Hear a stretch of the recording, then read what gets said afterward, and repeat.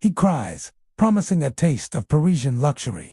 But these aren't the flaky, buttery pastries you're imagining.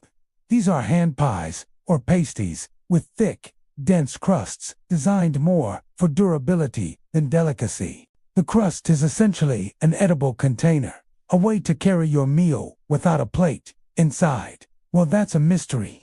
It could be beef, pork, or pigeon. It could also be eel, if you're near a river. Or it could be something ... Else the ingredients are often just leftovers, chopped up and baked until they unrecognizable. You buy one, still warm, from the portable oven. The crust is tough, almost like hardtack, but the filling is savory and surprisingly satisfying. It's greasy, it's salty, and it's exactly what you need to fuel another few hours of back-breaking labor. Let's not forget the drinks. Forget artisanal coffee or craft beer. Your choices are ale or ale, and it's not the strong, flavorful stuff we know today. Medieval ale was often weak, what they called small beer. It was safer than the water, which could kill you, and provided a cheap source of calories. You'd get a tankard of it from a woman carrying a bucket and a ladle, the foam sloshing over the sides as she serves you. It's cloudy, slightly sweet, and tastes of yeast and whatever else fell into the barrel. But it's wet, and on a dusty day, that's all that matters. As the sun begins to set, the street food scene changes.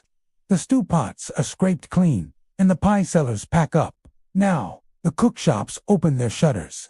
These are the closest thing to a medieval takeaway restaurant. They specialize in roasting meat on spits over open fires. The smell of roasting pig or goose fills the evening air, a tantalizing aroma for those who can afford it. But you're not buying a whole goose. Instead, you buy a slice, carved directly from the spit onto a thick slab of bread called a trencher.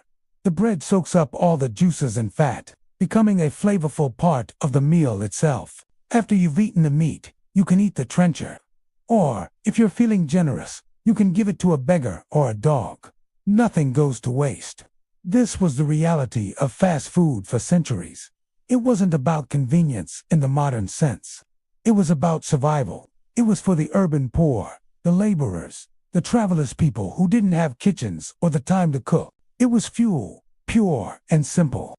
No frills, no guarantees, just a hot meal to get you through the day. And as you finish your greasy trencher and wash it down with the last of your small beer, you realize that for all our modern advances, the fundamental need that drove this industry hasn't changed at all.